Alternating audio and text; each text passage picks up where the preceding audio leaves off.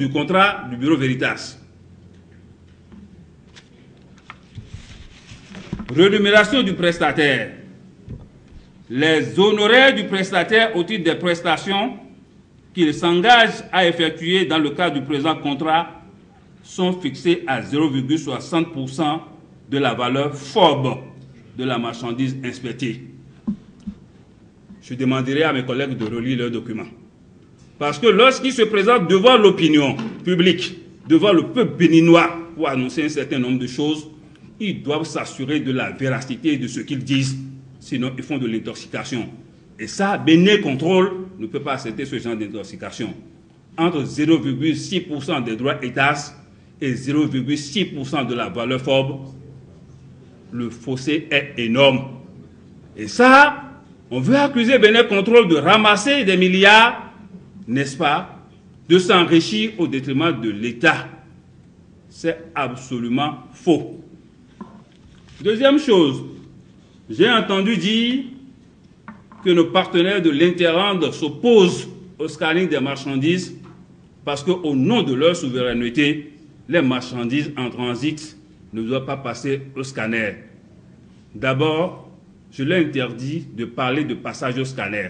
La question qui se pose est de savoir si les marchandises en transit doivent être contrôlées ou non. Le scanner n'est qu'un moyen, comme tout autre. Comme l'ouverture d'un conteneur pour regarder physiquement si la marchandise qui est déclarée est conforme, n'est-ce pas, à ce qui est dans le conteneur, le scanner n'est qu'un moyen. Je vous lirai un texte international que le Bénin a signé, que le Niger a signé, que le Burkina Faso a signé. Je peux citer un tas de pays, n'est-ce pas, qui ont signé cet engagement sur le plan international. Ça s'appelle le cadre des normes visant à faciliter et à sécuriser le commerce international. La facilitation n'est pas synonyme, n'est-ce pas, de la suppression du contrôle. C'est absolument faux. Je suis prêt, devant n'importe quel douanier, à discuter de ces considérations d'ordre technique. J'ai servi pendant une trentaine d'années dans l'administration des douanes. J'ai travaillé aux côtés de ceux-là. J'ai parfois été leur chef. Je ne voudrais pas qu'ils bradent l'héritage que les anciens ont laissé. Car c'est extrêmement grave. Je vous lis le cadre des normes, une partie du cadre des normes visant à faciliter et à sécuriser le commerce international. Je lis le pilier numéro 1, n'est-ce pas, de ce cadre de normes que le Bénin a signé, que le Niger a signé, que le Burkina a signé, que le Tchad a signé. Je vous parle en connaissance de cause, parce que il est vrai, je suis agent de Bénin Contrôle aujourd'hui, j'étais agent de la douane hier, mon discours n'a jamais varié. Mon discours n'a jamais varié. Et ils auront la probité intellectuelle de le reconnaître, parce que je suis la personne qui a dirigé les réformes pendant de nombreuses années au sein de l'administration des douanes, jusqu'à ma sortie. Ils le reconnaîtront sans doute. Par conséquent, je vous lis cette partie du cadre des normes. Un cadre des normes, n'est-ce pas, qui est un instrument international de l'Organisation mondiale des douanes. L'Organisation mondiale des douanes comporte plus de 174 administrations dans le monde.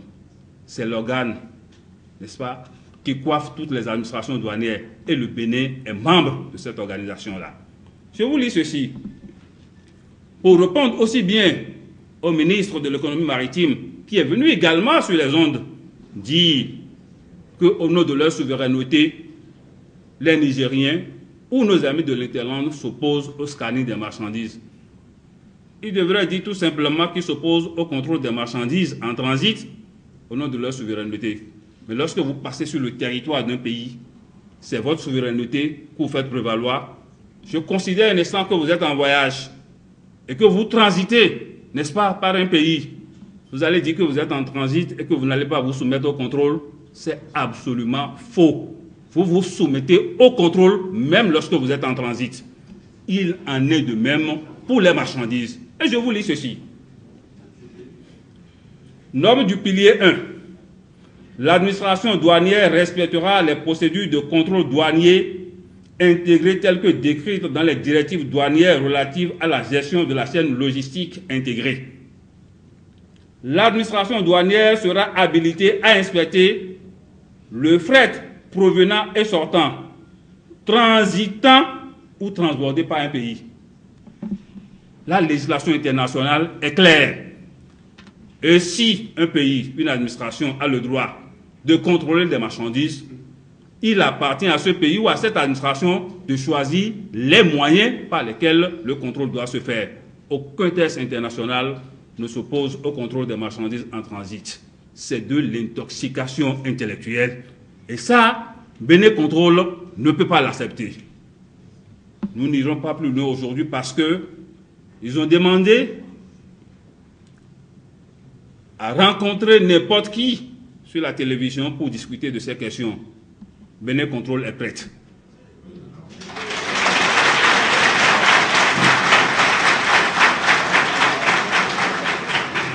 Pour ne pas allonger ce rendez-vous de la vérité, nous allons nous arrêter là et essayer de répondre à vos questions. Je vous remercie. D'abord, me rassurer que les documents qui ont été lus, on les aura. J'espère. Merci par avance. Je voudrais m'adresser à mes amis de Bénécontrôle. Aujourd'hui, moi, je ne sais pas ce qui se passe. Parce que hier, avec eux, on avait vu certains douaniers, surtout à notre centre de formation au Novotel.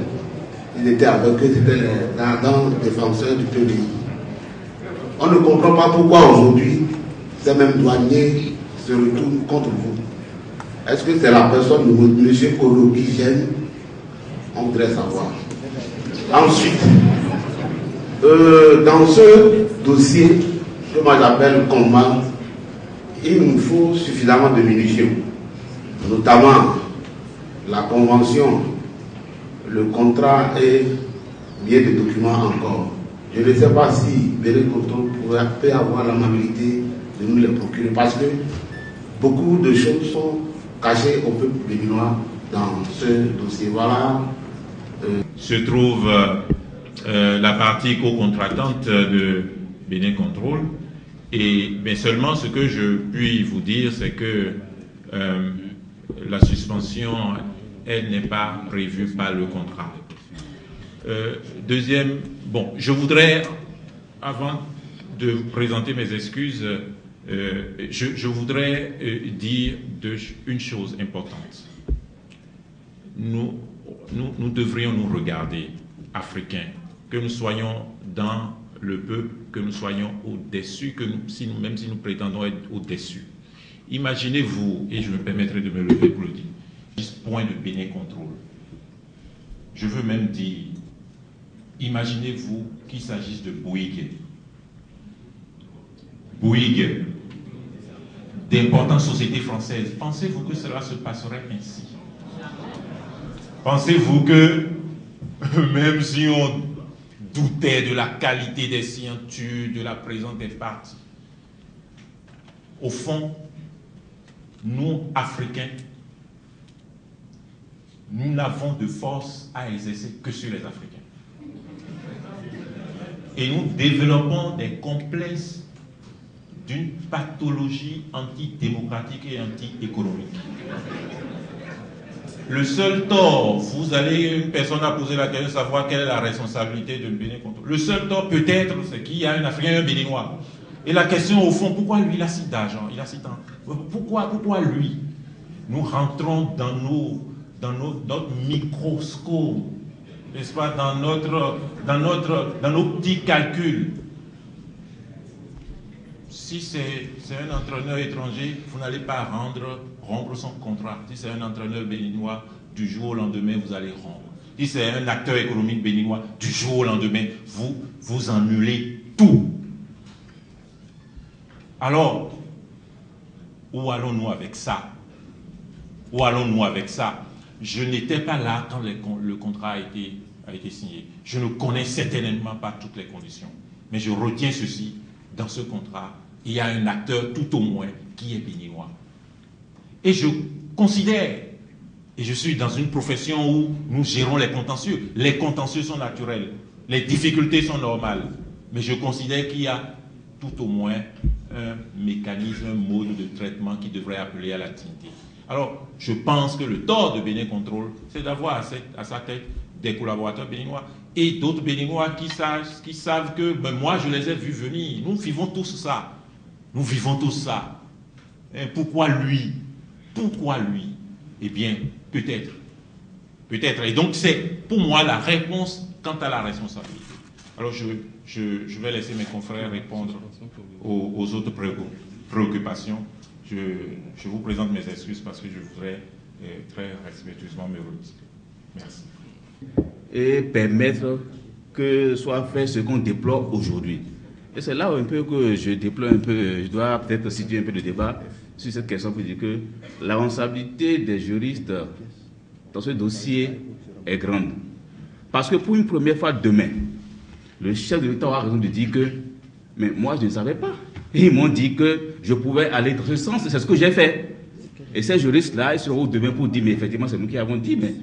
Donc je crois que ceux qui sont consultés pour un dossier d'une telle importance doivent quand même faire preuve quand même de professionnalisme pour dire à ceux qui les consultent que ce dossier, vous ne pouvez pas